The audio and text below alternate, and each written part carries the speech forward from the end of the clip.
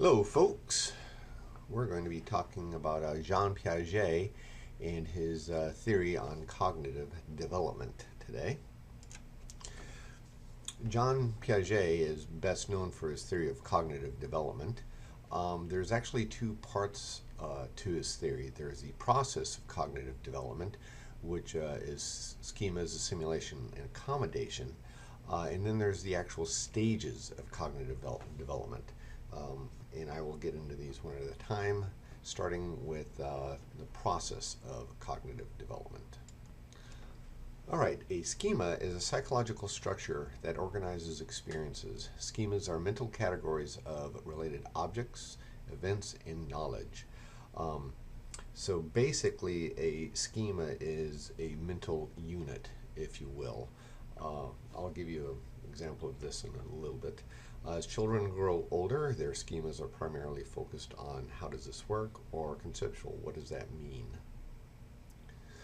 Okay, Piaget called the schema the basic building block of intelligent behavior. A schema is a mental category or an idea. So I want you to close your eyes and I want you to picture a desk. Okay, picture a desk in your head. All right, now, whatever image popped into your head, a computer desk, a school desk, or maybe even a teacher's desk, that is your schema for the word desk. So schema is like a mental unit that helps you organize sensory input. So in this example, when I said desk, whatever popped in your head was your schema for the word desk. So let me give you another example here. A young child has a pet dog. He eventually can point at the dog and say dog, showing he now has a schema of dog.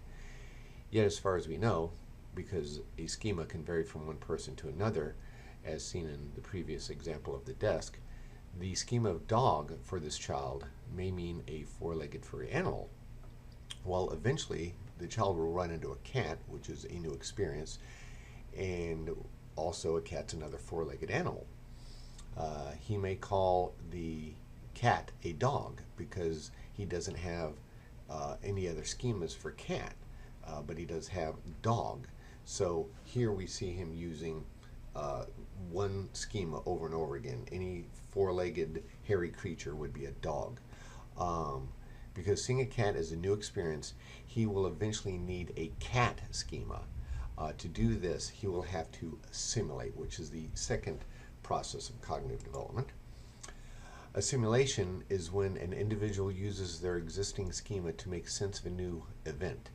This process involves trying to understand something new by fitting it in to what we already know. Thus, existing schemas are expanded to include new experiences. For example, an infant is able to hold a bottle. Holding is a schema. So the way I hold is a schema. Now, assimilation would be if I have to change this holding schema in order to hold something else. So I still have the same schema, but I have to assimilate it. I have to stretch it a little bit to fit this new experience of holding a cup. Okay, going back to the dog and cat example. So the child calls the cat a dog and gets corrected. He begins to call the cat a cat. So he sees a cat, he goes dog. And someone's like, no, that's a cat. Dog, no, cat. Cat, cat, cat. Eventually he gets it, oh, cat. So because he already had the schema of dog, a furry four-legged animal, he could stretch this schema for a four-legged animal that has pointed ears and a fluffy tail and create a new schema. So the child has assimilated. So in other words, he gets pointed out over and over again that that's a cat. He will eventually develop a schema for cat. So now he has two schemas. He has a dog and he has cat. What if he runs into a new experience that's totally unique and very different from anything else? So what happens when the child learns that humans are animals? That will require accommodation. Accommodation is a change of existing schemas to respond to a new situation. If new information cannot be made to fit existing schemas, a new, more appropriate structure must be developed. Thus, schemas are modified to fit new experiences. So going back to the schema of holding, okay, what if I had this totally unique experience? So I know how to hold a cup, but what if you give me something that's too big to hold? Say a ball. Go Gators. And say that I can't hold it with one hand. I'll try all the different schemas I have for holding it. Doesn't work. So I'm going to keep trying. Eventually, what might happen is like, oh look, two hands. This is accommodation where I have not just stretched, but I have changed a schema to fit this whole new experience. Okay. Continuing on, when existing schemas can't be stretched to fit a new experience, the schema has to be changed or reorganized, thus creating a new and different schema. So the child has the schema dog and cat, and the child will keep have more new experiences. He will keep having more new experiences, such as seeing birds, lizards, fish, etc., etc. Eventually, the child will have to create a whole new schema called animals. Under this schema, he can now assimilate much easier. For instance, he can understand how human is an animal, like a lizard is an animal. But animals can be much more different, though similar. Another example would be a child learning colors. He learns the color blue. Then he gets so he has the schema of blue. He gets introduced to the color red. What's he going to call that color? Well, he's going to call it red. I'm sorry, he's going to call it blue. Why is he going to call it blue? Because that's the only schema he has. Eventually, he'll keep getting corrected, and he will learn red. So now he has blue and red. What if he experiences green? Well, the same thing will happen. He'll keep getting corrected, and eventually he'll simulate and adopt the color green. So now he has the schema of blue, red, green. Green was easier to learn than red because he already had two schemas to work from. Eventually, what's going to happen is he's going to keep getting introduced to all these colors, and he's going to accommodate it's like an umbrella opens up, and he has this whole new schema called colors. So then when he comes across a new experience that is a color, say the color brown, he can think to himself, it's not green, it's not red, it's not blue, but it's a color. It must have a name. What name is this color? And I can do that because I have accommodated to the schema of colors. It's like I opened up this new umbrella. So that's the way that we learn. Another example is using a computer. A child, at first, a computer is used for games. Then eventually he assimilates as he gets older, and the computer is now used for social media. And then he starts going to school, and the computer is also learned as a using tool. Those are all assimilations. Eventually, accommodation will hit him, and he'll understand that the computer is like a machine that has various operations, just like a television is a machine that you can do various things on. So that is the process of schema assimilation accommodation. The cool thing here is that it's like a whole new horizon opens up. For instance, a child first just has a bunch of friends are schema, then begins to see gender. I have friends that are boys, friends that are girls, assimilation. Then later, romantic partners. This friend was a girl, he becomes something totally different, a girlfriend, accommodation. Assimilation is like adding air into a balloon. The air would be new schemas. You just keep blowing it up and up and up. It gets bigger and bigger. Yet eventually something won't make sense. How can a lizard be a human? Accommodation is when you take that same balloon, but you create a new shape for it. You sculpt it into an animal balloon because of a new experience. The lizard-human dilemma. You see human, and that doesn't fit so well into the schema. So once you have this animal balloon, if you look inside that animal balloon, you'd see different other little balloons, such as dogs, cats, lizards, as an example. So here, the animal-shaped balloon would be accommodation, or I'm sorry, the animal-shaped balloon would be a new schema. And if you looked inside that schema, you would see all these other little schemas that help make the bigger schema happen. Okay, now we're moving into cognitive development, John Piaget's actual stages. Okay, so we've discussed the process of cognitive development, schemas, simulation, accommodation. Now we're going to look at how cognitive development occurs, the stages of sensory motor stage, pre-operational stage, concrete operational stage, and the formal operational stage. A person progresses through these stages based on different experiences. So the first stage, sensory motor, is based on direct experience. The pre-operational stage, as you will see, is based on language and symbols. The following stage, concrete operations, is based on here and now problem solving. And then our last stage, formal operations, is based on abstract thinking. Once again, there are three key principles to his theory: schema, simulation, accommodation. Simulation and accommodation vary over time. When a child isn't changing much, for example, being used to being in daycare, she uses a simulation much more often than she would use accommodation. When you think about it, that makes sense. If she's used to being in daycare, there's not going to be a lot of new, unique, totally different experiences for her, so she can just keep using a simulation. Piaget would call this state cognitive equilibrium, implying the child is mentally comfortable with her surroundings. So in daycare, being used to daycare and just using simulations, I've reached equilibrium. During a time of rapid change, for instance, starting kindergarten, a child enters disequilibrium, or cognitive discomfort, as she now needs to change. So now she's in kindergarten, and this is a totally unique, different experience. Her simulations won't cut it. She'll need to rely more on accommodations to create the necessary schemas. Piaget would say that during this period, her schemas are not suitable for a simulation, and the simulation is not successful, so the child needs accommodation to develop new schemas to help her fit her surroundings.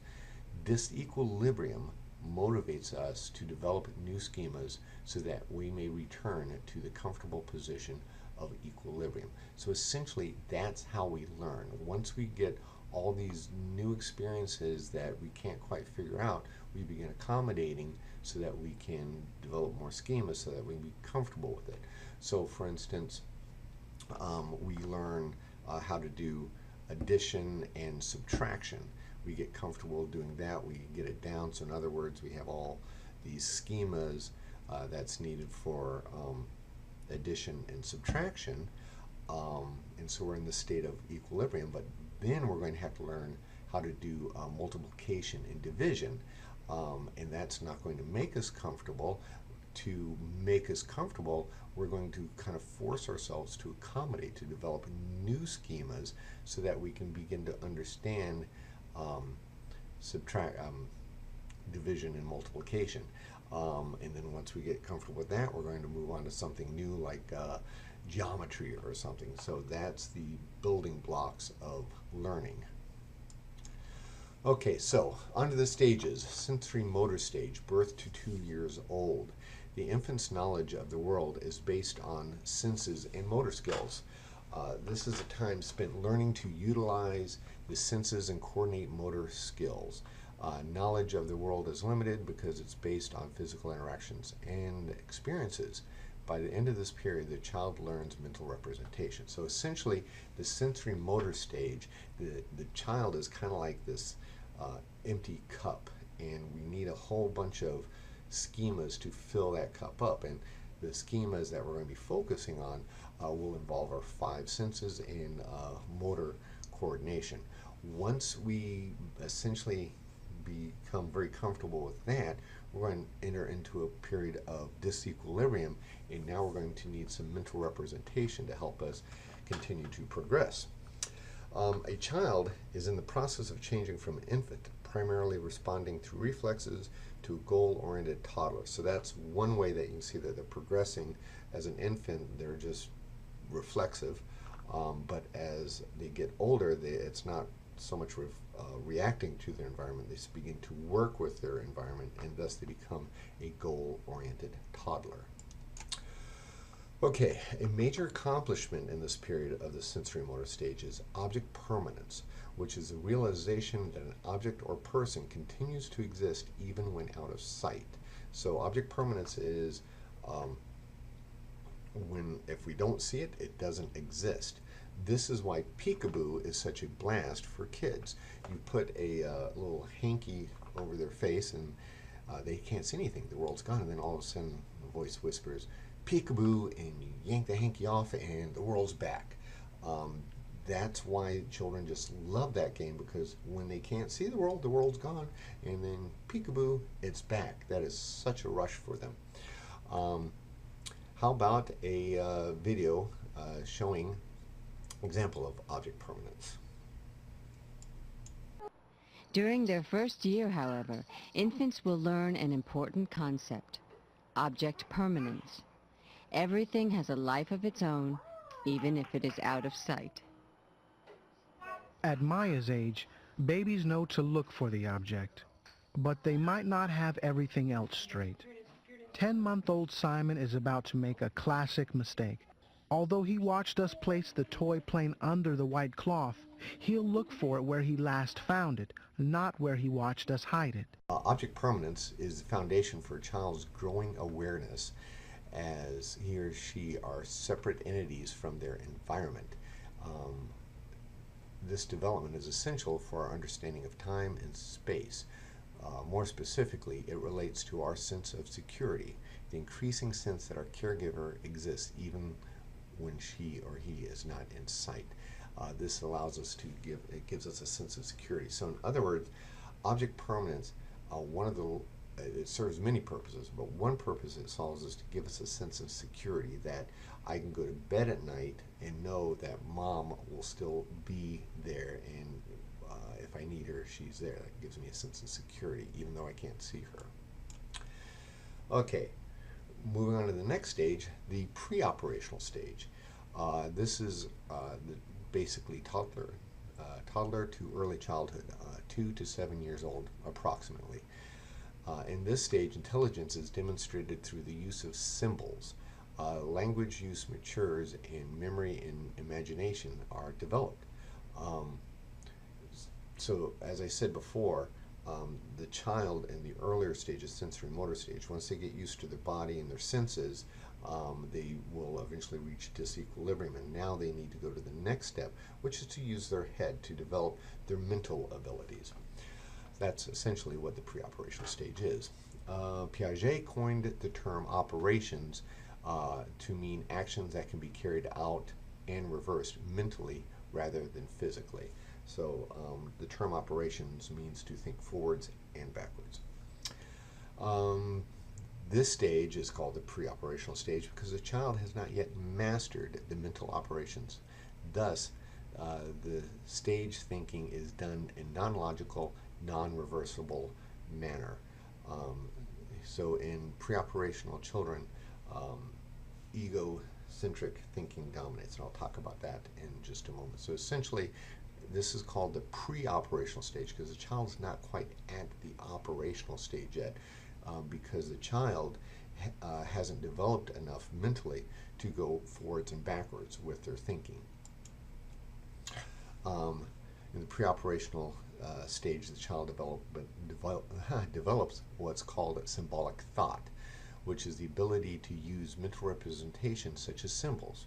Now the child is able to remember and talk about experiences as they now hold representations in their mind. They don't actually have to be there. We see symbolic thought as children can now play house or cops and robbers. So essentially, in the pre-operational stage, you know the child is developing when they begin to be able to use symbols, and you know they can play house and be mommy and be daddy, etc., etc., etc. That the only way they can do that if they can hold mental representations in their head. Okay, so the preoperational stage is characterized by one-dimensional thinking. That's very important to keep in mind. The preoperational stage is characterized by one-dimensional thinking, and we're going to see that in some concepts that are coming up. So one-dimensional thinking means the child can only focus on one thing or one aspect at a time. The following are two main areas where we see the impact of one-dimensional thinking. Egocentrism. The limitation in preoperational stage is egocentrism, which is the inability to see things from another point of view. So egocentrism is the world revolves around me. So if you ask a preoperational child, why is the sky blue? The child may answer, the blue is my favorite color. So in this stage, children can only focus on one thing at a time, and with egocentrism, the child can only focus on the one thing that is their perspective. They are unable to take different perspectives. They can only take one perspective, thus egocentrism. The world revolves around me and my perspective. So let's watch a little clip here on egocentrism. What are some of the things that you see? And a cat. A cat. And a tree and a bone. Okay, now we're going to do the same thing. Can you tell me what you see when you look at it from that stool? An owl. An owl? And him. What is that? A goat. A goat? Yeah. Okay, is there anything else you see? Yeah, right there. Right there, what is that? A tree. A tree. And that's another little tree. Another little tree? Yeah. Right. Okay. And can you tell me what I see when I look at this from where I'm sitting right here? An owl. Okay. And a goat. Mm-hmm. And a little tree. And that. And that. Okay, hopefully that gave you a better understanding of egocentrism. As you saw, the child was not able to tell the lady across from him what she was seeing. He could only repeat what he saw when he was there, because once again, he has one-dimensional thinking, egocentrism. He can only state things from his perspective. Okay, so when we think about egocentric thinking, there are two experiences that are very difficult for children to handle at this stage. One would be death. I've discussed this before. I'm a marriage and family therapist, and I work with children, and I've heard this said a few times, and it's kind of heartbreaking. God was mad at me, so he took my mommy. Notice the egocentric view of death. Another experience that's difficult to handle for a child at this age is divorce. Tell daddy I'll be good so he can come back home. Once again, notice the egocentric point of view with this. Now, one reason why I mention this is to kind of show you how things evolve and that children are not irreparably harmed if mom or dad get divorced in their preoperational stage. The child isn't harmed because they will eventually grow out of egocentrism. As they're progressing through preoperational stage, they're developing more and more schemas that will eventually help them move on to the next stage, where they can begin to operate forwards and backwards and begin to understand a lot more. So situations such as divorce and death of a parent is difficult at that stage, but the child will grow out of it and be okay. Okay, so in the preoperational stage, the child will also struggle with conservationism, which is the awareness that the manipulation of substances do not change their amount.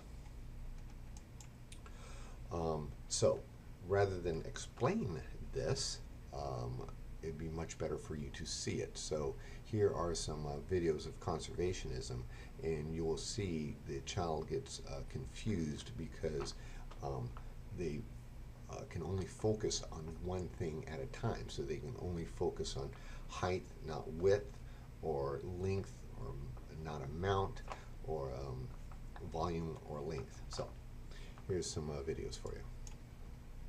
Can you tell me, does this ball have more Play-Doh? Does this ball have more Play-Doh, or are they the same? That one bought more Play-Doh. That one has more? Yeah. Let's try and make them the same. Make them into two of the same size.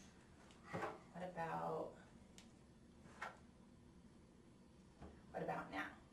They're the same. They're the same now? Yeah. Okay, now watch. Now, does this one have more Play-Doh?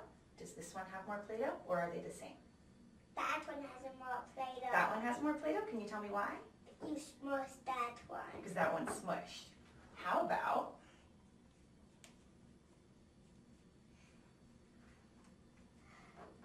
now? Does this one have more Play-Doh? Does this one have more Play-Doh, or are they the same? The same. Now they're the same. Why are they the same? You roll that one back up. Okay, great. Okay, you ready? Okay. Does this row have more quarters? Does this row have more quarters, or do they have the same? 1, 2, 3. Wait. 1, 2, 3, 4, 5.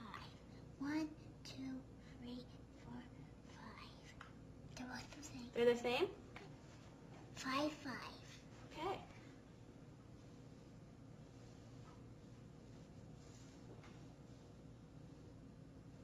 Okay. Does this row have more quarters? Does this row have more, or do they have the same? This one has more. That one has more quarters? Yeah. Why does this row have more quarters? Because it's more far away. It's more far away? Yeah, it's more far away than that. Looks like bigger. Can you look at these two glasses? Do you think that they have the same amount of juice? You think they have the same? Okay. Now we're going to pour this juice into this glass.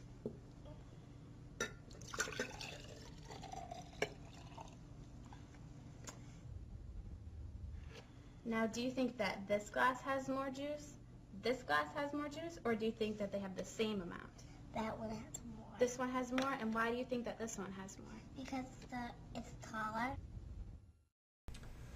Okay, so with those videos, hopefully you saw the one-dimensional thinking, the child only focusing on one thing at a time. You saw the one child focus on the height of the glass, not the width of the glass. And so therefore, because they can only focus on one thing at a time, they can't understand that the manipulation of substances does not change the amount of the substance, which is, once again, conservationism. Okay, moving on to the concrete operational period. This is elementary and early adolescence, 7 to 11 years approximately. A child can now apply logical operations to experiences. The focus is on the here and now. That part's very important. The here and now is like the key phrase for concrete operations.